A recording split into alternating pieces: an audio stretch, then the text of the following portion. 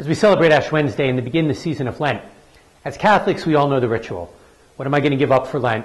What am I going to do? I have to fast, and the list goes on. And while all those things are important, those added things we do during this holy season, let us never forget the powerful words we hear in the first reading every year on Ash Wednesday from the prophet Joel. We don't hear from that much, but the words are powerful nonetheless.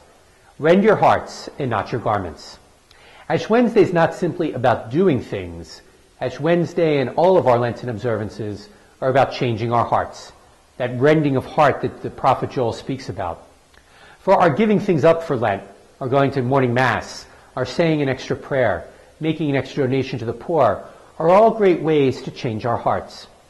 But the difficulty or the challenge becomes that we can simply just go through the motion of Lent without ever having that change of heart.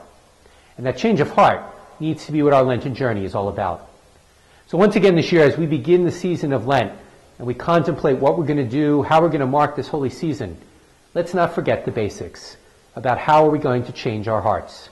And if we can concentrate on that for the next 40 days, letting go of those bad habits, getting rid of the anger, the bitterness, learning to be more loving and compassionate, learning to be more prayerful, to mold and change our hearts day by day, these next 40 days can be a time of conversion. They can be a spiritual U-turn, so to speak, so that what we begin on Ash Wednesday can truly change us. And Lent won't be so much about just getting through, but about actually changing our hearts to be a place where Christ can dwell. Not a homily or a sermon, just something to think about.